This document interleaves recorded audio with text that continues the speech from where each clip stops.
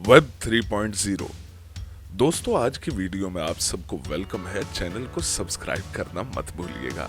आजकल इंटरनेट का दौर है और बहुत से लोगों ने इंटरनेट से अपनी जिंदगियां बदली हैं। काफी लोगों के कारोबार कामयाब हुए और बहुत से लोगों के नाकाम भी। आजकल हर तरफ हम देखते हैं ट्रेंडिंग पर 3.0 वेब का यानी वेब 3.0 का चर्चा है।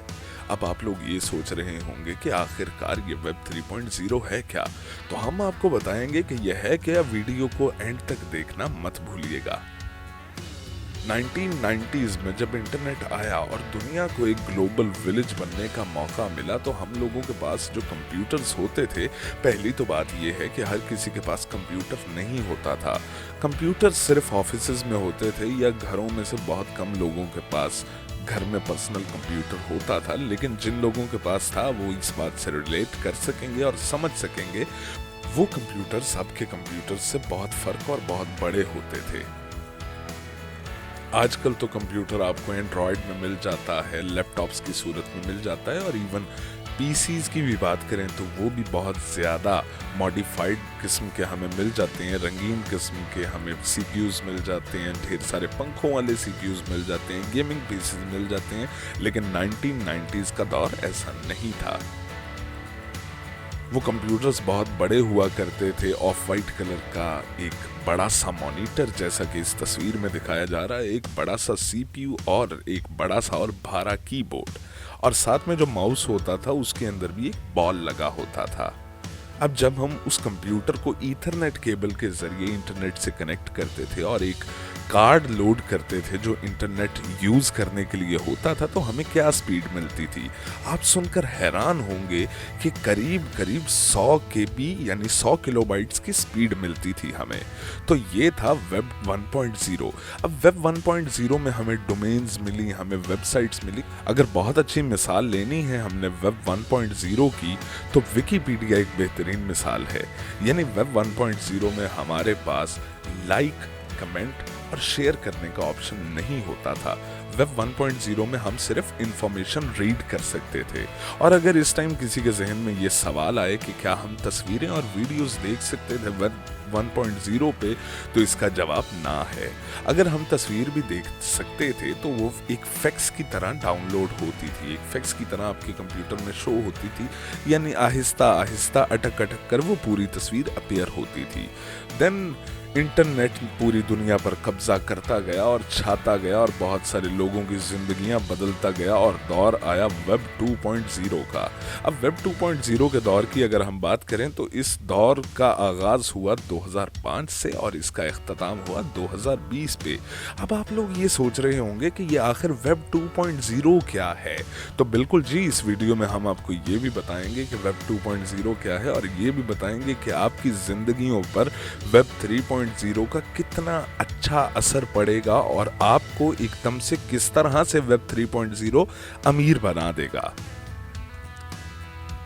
वेब 2.0 की बात की जाए तो वेब 2.0 ने हमें एकदम से सिर्फ रीडर से, यानी पहले हमारे पास वेब 1.0 में ऑप्शन होता था कि हम इंफॉर्मेशन रीड कर सकते थे, लेकिन वेब 2.0 ने आते साथ ही हम सबको कंटेंट क्रिएटर्स बना दिया।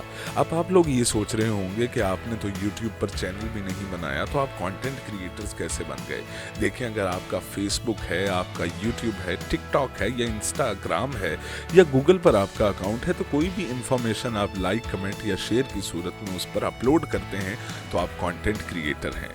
वेब 2.0 ने हमें रीड और राइट का ऑप्शन दिया। वेब 2.0 में बहुत सारी गेम्स इंटरनेट पर आई, जिसमें एक फ्लैश एडोब प्लेयर मिलता था हमें और हम उस पर गेम्स खेलते थे, वो भी ऑनलाइन। वीडियो की सोर्सेज मिली हमें, यूट्यूब, वाइमो और बहुत सारे सॉफ्टवेयर ऐसे आए जिन्होंने हमें मौका दिया कि हम यूट्यूबर बनकर या वाइमो पर वीडियो अपलोड करके कंटेंट क्रिएटर्स बन सकते हैं।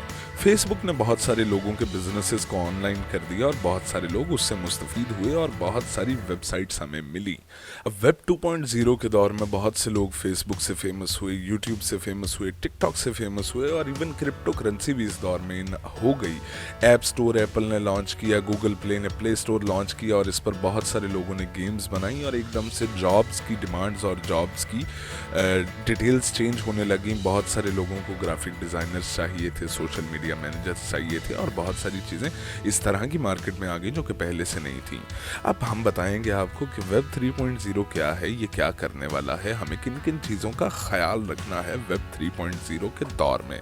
वेब 3.0 के दौर की अगर बात की जाए तो ये इसका आगाज़ होता है 2020 से, यानी 2020 से, और ये आगे पता नहीं कब तक चलेगा। खैर, हमें तो इसके बारे में बताना है कि ये कब तक चलेगा।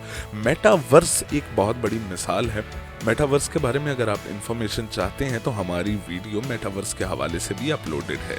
अब वेब 3.0 में क्या होगा कि डिजिटल करेंसी बहुत ज़्यादा इन हो जाएगी, यानी उसमें बिटकॉइन कह सकते हैं आप, ब्लॉकचेन का दौर आ जाएगा और बहुत ज़्यादा क्रिप्टो करेंसी इन होगी मार्केट में।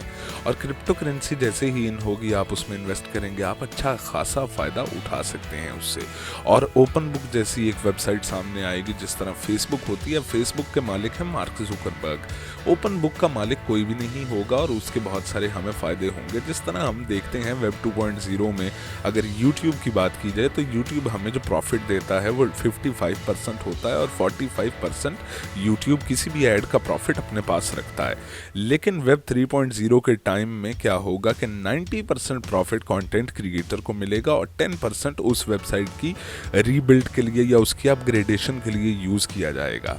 और हमें सबको ये ख्याल करना है कि वेब 3.0 के दौर में हम डिजिटल करेंसीज पर गौर करें, ड्रॉप बॉक्स पर गौर करें, क्लाउड फ्लेयर पर गौर करें, ओपन बुक और मेटावर्स को बार बार पढ़ते रहें, क्योंकि अब जो टाइम आ गया है वो है वेब 3.0 का।